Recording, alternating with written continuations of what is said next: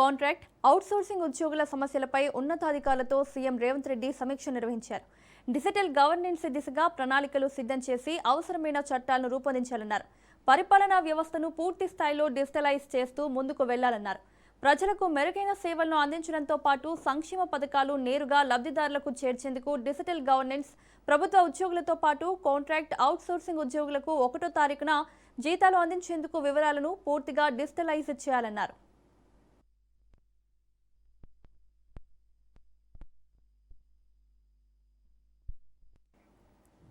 వివిధ విభాగాల్లోని contract outsourcing ఉద్యోగులు జీతాలు, బ్యాంక్ అకౌంట్ వివరాలను డిజిటలైజ్ చేయాలని సూచించారు.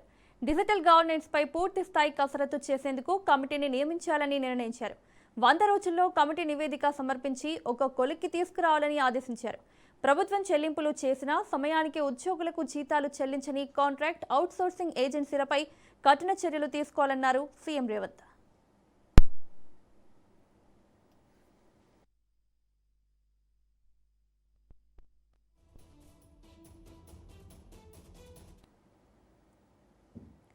వరంగల్ కాంగ్రెస్ రాజకీయాల్లో మరోసారి కడియం వర్సెస్ కొండా వ్యవహారం హాట్ టాపిక్ గా మారింది. కడియం శ్రీహరి తీరుపై మంత్రి కొండా సురేఖ పార్టీ అధిష్టానానికి ఫిర్యాదు చేశారు. నియోజకవర్గ అభివృద్ధి అంశాలపై అధికారులతో కడియం శ్రీహరి సమీక్షా సమావేశం నిర్వహించగా ప్రజా ప్రతినిధుల సమక్షం లేకుండా అలాంటి సమావేశాలు నిర్వహించడం సరైంది కాదంటూ మంత్రి కొండా సురేఖ అభ్యంతరం వ్యక్తం చేసినట్లు సమాచారం. గతంలోనూ ఒకరిపై ఒకరు పార్టీ అధిష్టానానికి ఫిర్యాదులు చేసుకున్న ఈ ఇద్దరు నేతల మధ్య తాజా వివాదం వరంగల్ కాంగ్రెస్ లో రాజకీయ వేడిని మరింత పెంచుతోంది. దేవాదాయ శాఖ వ్యవహారంలో అధికార కాంగ్రెస్ లో మరోసారి విభేదాలు తెరపైకి వచ్చాయి. ఎమ్మెల్యే కడియం శ్రీహరి అధికారులతో నిర్వహించిన సమీక్షపై మంత్రి కొండా సురేఖ అభ్యంతరం వ్యక్తం చేశారు. ఈ అంశంపై ఆమె ముఖ్యమంత్రి రేవంత్ రెడ్డికి 3 పేజీల లేఖ రాశారు.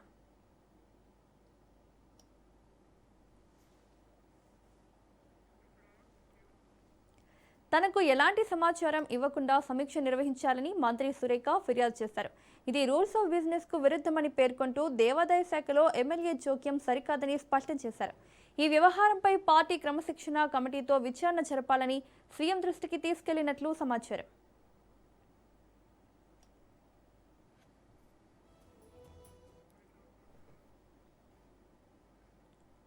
గ్రీన్ గ్రోత్ ఎకనామిక్ సమ్మిట్ 2026 వేదికగా deputy CM Bhatti Vikramarka AI భవిష్యత్తుపై కీలక దిశానిర్దేశం చేశారు.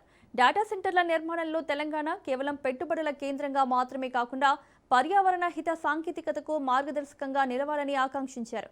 ఏఐ అభివృద్ధిలో ఆవిష్కరణలతో పాటు పర్యావరణ పరిరక్షణకు కూడా సమాన ప్రాధాన్యత ఇవ్వాలని భట్టి విక్రమార్క అన్నారు. Here with us, Honorable Deputy Chief Minister, Minister of Finance, Planning and Energy, Government of Telangana. We also have with us our Honorable Minister of Minister. Hyderabad is becoming a city where the world can discuss a serious question.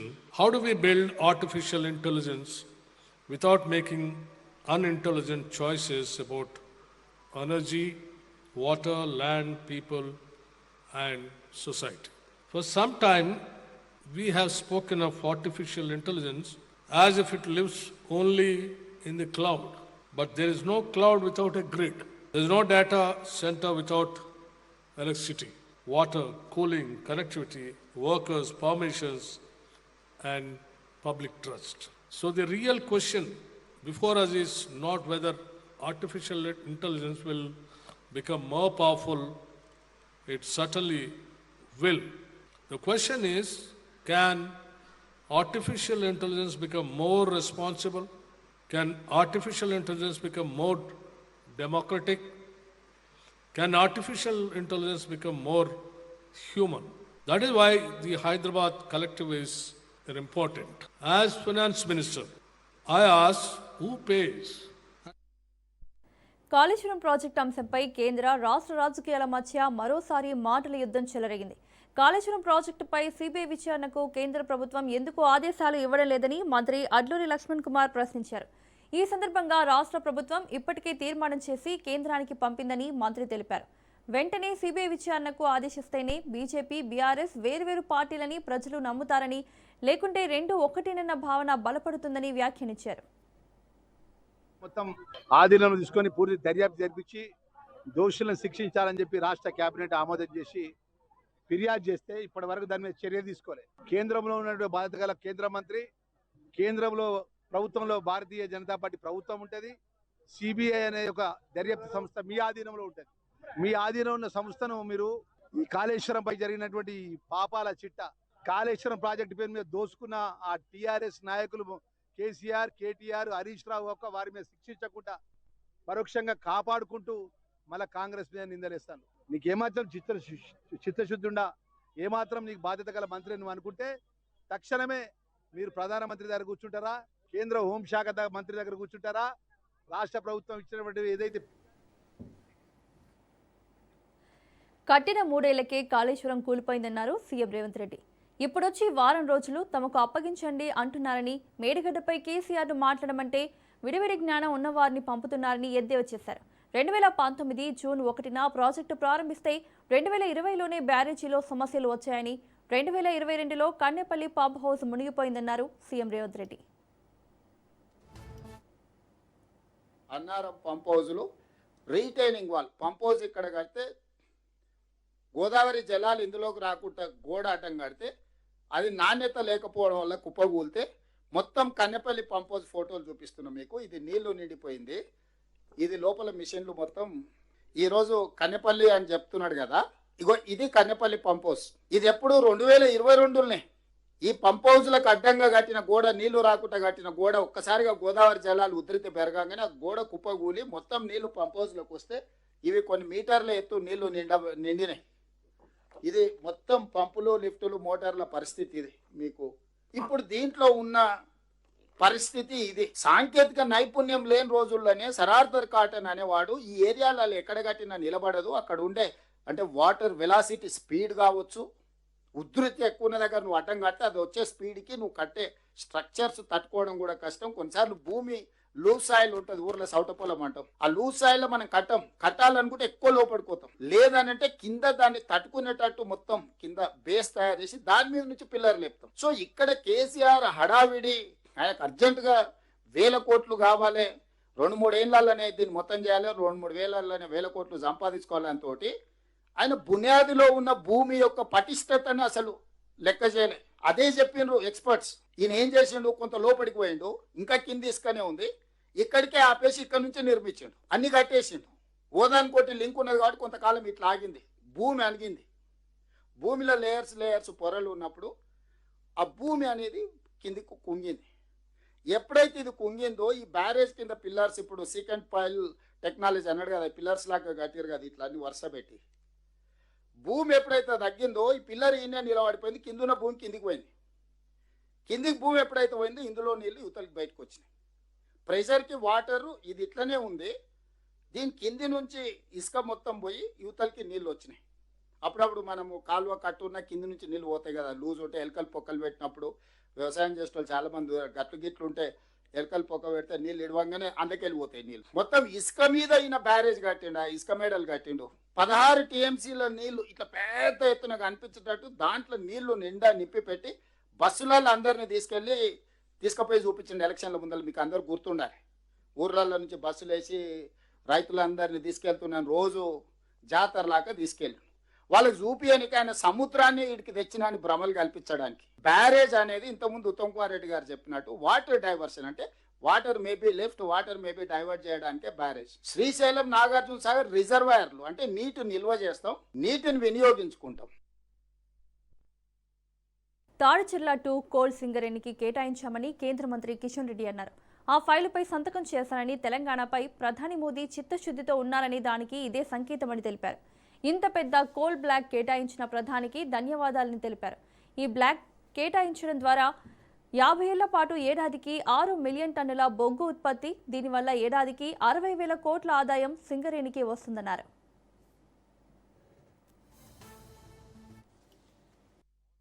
ఈరోజు సింగరేణికి సంబంధించి బొగ్గు ఉత్పత్తిలో కానీ ఆదాయ వనరులు సమకూర్చుకోవడంలో కానీ కొంత ఇబ్బందిగా ఉన్నటువంటి విషయం మనకందరికీ తెలుసు. దానికి అన్ని రకాలుగా అధిగమించేటువంటి ప్రయత్నం ఈరోజు సింగరేణి యాజమాన్యం చేస్తూ ఉంది. దానికి కేంద్ర ప్రభుత్వం తరఫున అన్ని రకాల సహాయ సహకారాలు ఈరోజు సింగరేణికి అందిస్తా ఉన్నాం. ఇటీవల సింగరేణికి సంబంధించినటువంటి సమీక్షా సమావేశం కూడా నేను హైదరాబాద్లో తీసుకున్నాను.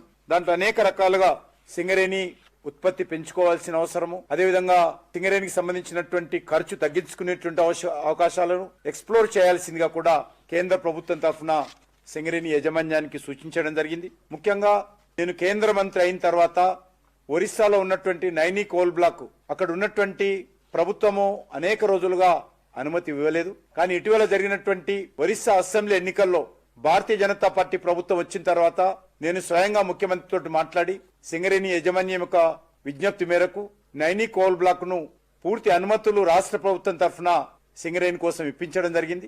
ఈరోజు విజయవంతంగా ఓటరు జాబితా సవరణ ప్రక్రియపై బీజేపీ తెలంగాణ అధ్యక్షుడు రామచంద్రరావు కీలక వ్యాఖ్యలు చేశారు. కాంగ్రెస్, ఎంఐఎం పార్టీలు ఓటర్లను తప్పుదోవ పట్టిస్తున్నాయన్నారు. దొంగ ఓట్ల తొలగింపును అడ్డుకునే ప్రయత్నాలు జరుగుతున్నాయని ఆరోపించారు. రాష్ట్ర ఎన్నికల ప్రధాన అధికారిని బీజేపీ ప్రతినిధుల బృందం కలిసింది.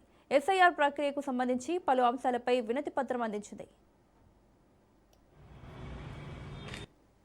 ఈరోజు సీఈఓ గారిని కలవడంలో మెయిన్ ఉద్దేశం ఏంటంటే హైదరాబాద్, మల్కాజ్గిరి, సైబరాబాద్ సంబంధించినటువంటి ఒక కార్పొరేషన్స్ ఏది ఉన్నాయో ఈ కార్పొరేషన్ లో చాలా మంది ఇతర రాష్ట్రాల నుంచి వచ్చినటువంటి ఒక వ్యక్తులు ఉన్నారు. చాలా మంది అక్కడ ఆ వ్యక్తులు చాలా మందికి తెలుగు అనేటటువంటి ఒక భాష వారికి ఇబ్బందిగా ఉంటుంది కాబట్టి వాళ్ళు చదువుకోలేదు కాబట్టి అక్కడ ఇంగ్లీష్లో మేము ప్రింట్అవుట్ ఇవ్వమని చెప్పి అడగడం జరిగింది. కేవలం హైదరాబాద్ సిటీ వరకే వారు ఇవ్వడం జరిగింది, బయట కూడా ఇవ్వాలని చెప్పేసి మేము సీఈఓ గారిని కోరడం జరిగింది. దాని మీద వారు తప్పకుండా ఆలోచిస్తానని కూడా చెప్పడం జరిగింది. నేను ఒకటే కోరుతా ఉన్నాను హైదరాబాద్ ప్రజల్ని, తెలంగాణ ప్రజల్ని, ఒకవేళ బిఎల్ఓస్ మీ దగ్గరికి ఎవరైనా రాకపోతే ఒక వెబ్సైట్లో పోయి డైరెక్ట్గా ఆన్లైన్లో మనం పోవచ్చు. ఈ వెబ్సైట్ అంటే voters.eci.gov.in. ఈ యొక్క సీఎం రేవంత్ రెడ్డి నిర్ణయాలు ప్రజలకు శాపంగా మారుతున్నాయని BRS MLA KP Vivekananda Goud అన్నారు. Hydraa, metro, Musi, HILT policy వరకు రేవంత్ రెడ్డి విధ్వంస నిర్ణయాలు తీసుకున్నారని విమర్శించారు. కేసీఆర్ విధానం నిర్మించడమైతే రేవంత్ రెడ్డి విధానం కూలగొట్టడమన్నారు. మెట్రో విషయంలో ఎల్ఎన్టీతో చేసుకున్న ఒప్పందంతో ప్రతిరోజు 2.5 కోట్ల రూపాయల భారం పడుతోందన్నారు. బడేబాయ్, చోటేబాయ్ కలిసి మెట్రోను మడతపెట్టే ప్రయత్నం చేస్తున్నారని, మెట్రో రైల్ భవితవ్యం ప్రశ్నార్థకంగా మారిందన్నారు.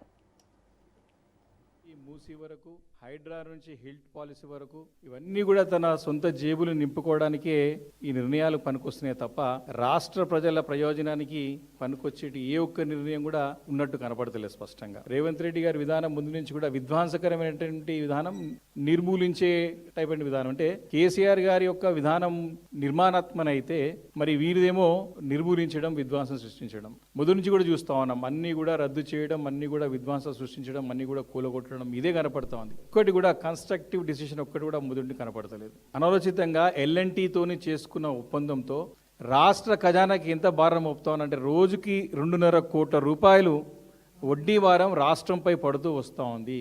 దీనిపైన సమానం చెప్పడానికి, దీనిపైన మరి స్పష్టత ఇస్తానికి ముందుకు రావట్లేదు ఈ ప్రభుత్వం.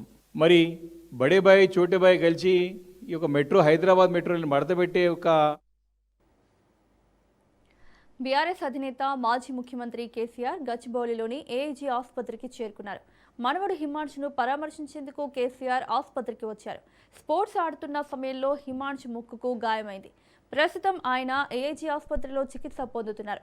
హిమాంశు ఆరోగ్య పరిస్థితిపై కేటీఆర్ స్పందించారు. గాయం స్వల్పమేనని, మరికొన్ని రోజుల్లో హిమాంశు పూర్తిగా కోలుకుంటారని తెలిపారు. హిమాంశు ఆరోగ్యం గురించి ఫోన్లు, మెసేజ్ల ద్వారా పరామర్శించిన ప్రతి ఒక్కరికి కేటీఆర్ కృతజ్ఞతలు తెలిపారు.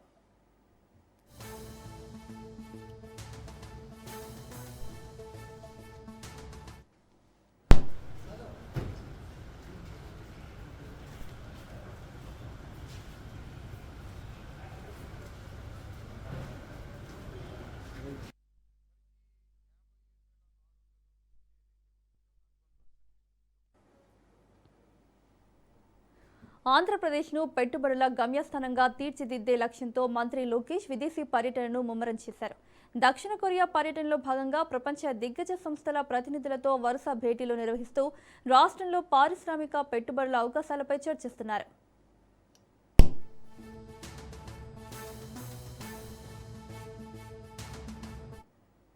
కాకినాడ, విశాఖలో తయారీ యూనిట్లు, ఈవీ, సెమీకండక్టర్ హబ్ల ఏర్పాటుకు ఎల్జీ, శాంసంగ్, హ్యుందాయ్, మోబిస్ వంటి సంస్థలను ఆహ్వానించారు.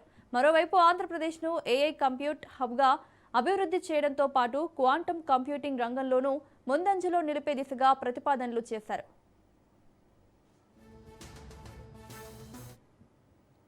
భోగాపురం అంతర్జాతీయ విమానాశ్రయం ప్రారంభానికి సర్వం సిద్ధమైందని కేంద్ర మంత్రి రామ్మోహన్ నాయుడు ప్రకటించారు. ఏరోడ్రోమ్ లైసెన్స్ మంజూరుతో విమానాశ్రయ నిర్మాణం 100% పూర్తయిందని తెలిపారు.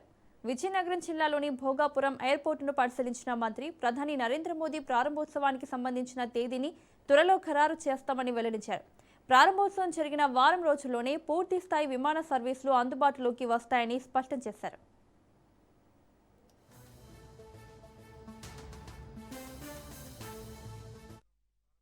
నిజంగా ఇంత అద్భుతమైనటువంటి భవనం ఇక్కడ వస్తుందని ఏనాడు కూడా మనం అనుకోలేదు. గతంలో ఎయిర్పోర్ట్ వస్తుంది, ఎయిర్పోర్ట్ కూడా బ్రహ్మాండంగా నిర్మించాలనుకున్నాం, కానీ మనం ఎంత హార్డ్ వర్క్ తో ఈ యొక్క ఎయిర్పోర్ట్ ను మనం నిర్మించాలనుకున్నామో అందరి తాలూకా కంబైన్డ్ ఎఫర్ట్స్ వల్ల స్టేట్ గవర్నమెంట్ కానీ, సెంట్రల్ గవర్నమెంట్ కానీ, జిఎంఆర్ కానీ, ఇందులో ఇన్వాల్వ్ అయినటువంటి ప్రతి ఒక్క స్టేక్ హోల్డర్ మనసు పెట్టి మన ఉత్తరాంధ్రకి ఒక మణి కిరీటం లాగా ఈ యొక్క ఎయిర్పోర్ట్ ని తయారు చేయాలనే ఆలోచనతో వాళ్ళందరి తాలూకా కాంట్రిబ్యూషన్, మన కూటమి ప్రభుత్వం తాలూకా ఎజెండా, ముఖ్యమంత్రి చంద్రబాబు నాయుడు గారు, పవన్ కళ్యాణ్ గారు, నరేంద్ర మోదీ గారు వాళ్ళందరి తాలూకా ఆశీస్సులతో బ్రహ్మాండమైనటువంటి టెర్మినల్ బిల్డింగ్ ఎయిర్పోర్ట్ ఇక్కడ ఎస్టాబ్లిష్ చేస్తున్నామని గర్వంగా.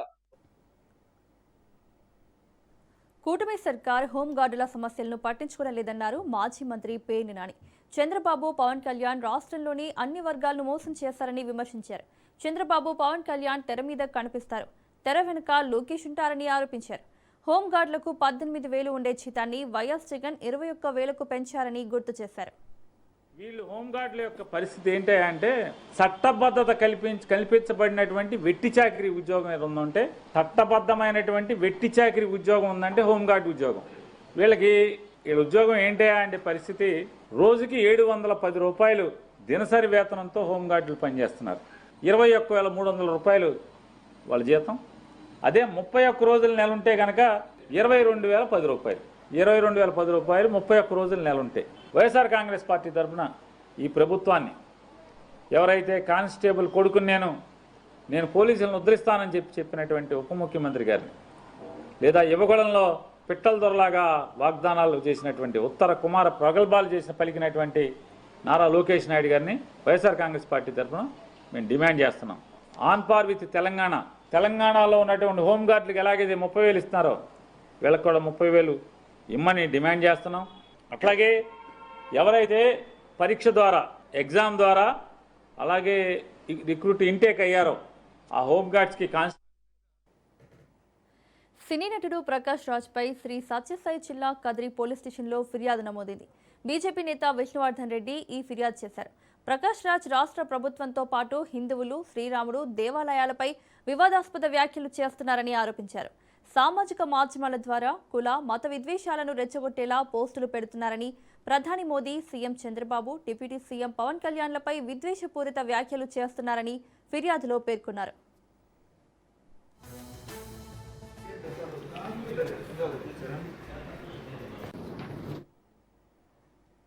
కర్నూలు జిల్లాలో అమ్మఒడి పథకంపై విద్యార్థుల సమస్యను ప్రస్తావిస్తూ వైసీపీ నేతలు స్పందించారు. ప్రభుత్వ పాఠశాల విద్యార్థులు తమకు అమ్మఒడి అందలేదని వైసీపీ కర్నూలు జిల్లా అధ్యక్షుడు ఎస్వి మోహన్ రెడ్డి దృష్టికి తీసుకెళ్లారు. అమ్మఒడి పడలేదు సార్, మా స్కూల్లో ఎవరికి రాలేదు సార్ అంటూ విద్యార్థులు తమ సమస్యను వివరించారు.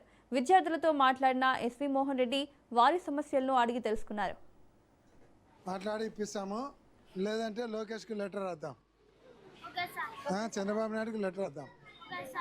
నేను లెటర్ తయారు చేస్తా, మీరే సంతకం పెట్టండి, పంపిద్దాం. వచ్చేంత thank you.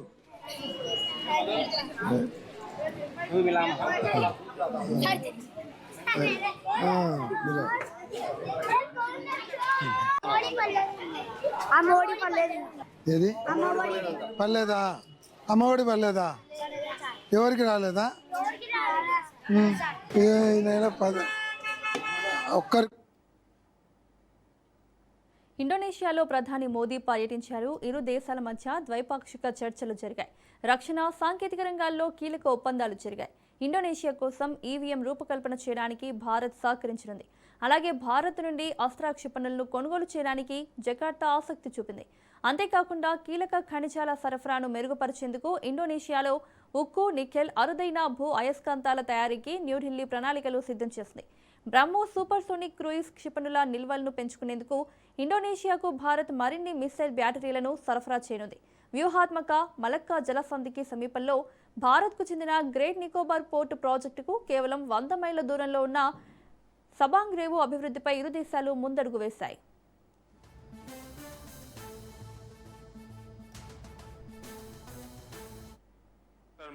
Joint research, technology sharing और कैपेसिटी बिल्डिंग से जुड़े अहम निर्णय लिए गए हैं.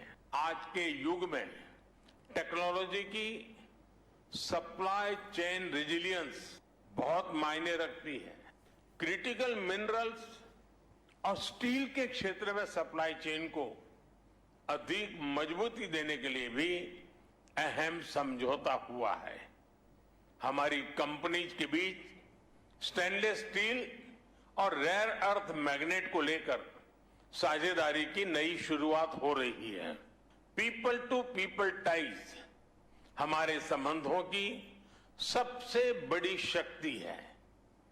हमें बहुत खुशी है कि भारत की यूपीआई इंडोनेशिया के पेमेंट सिस्टम के साथ इंटीग्रेट होने जा रही है. इससे ईज ऑफ डूइंग बिजनेस और ईज ऑफ ट्रैवल दोनों को ही बल मिलेगा.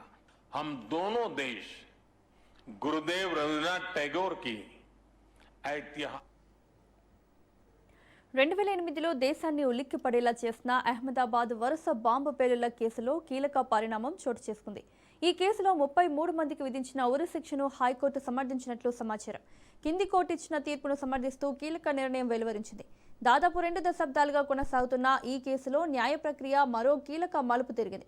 అహ్మదాబాద్ నగరంలో జరిగిన వరుస పేలుళ్లలో పలువురు ప్రాణాలు కోల్పోగా వందలాది మంది గాయపడ్డారు.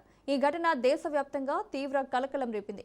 నిందితులపై విచారణ అనంతరం కింది కోర్టు విధించిన శిక్షలను హైకోర్టు సమర్థించినట్లు తెలుస్తోంది.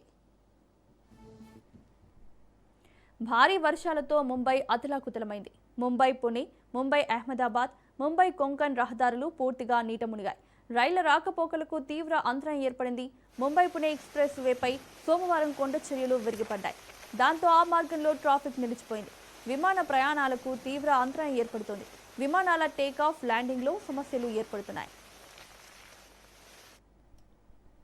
చైనాలో టైఫూన్ మేసాకు విధ్వంసం సృష్టిస్తోంది.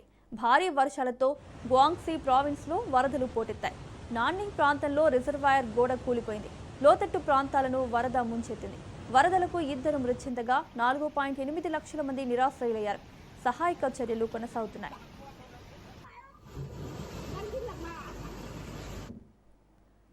నాలుగు సెషన్లుగా కొనసాగుతున్న స్టాక్ మార్కెట్ల లాభాల జోరుకు బ్రేక్ పడింది. మెటల్, రియల్టీ రంగాల షేర్లలో అమ్మకాల ఒత్తిడి పెరగడంతో దేశీయ సూచీలు స్వల్ప నష్టాలతో ముగిశాయి.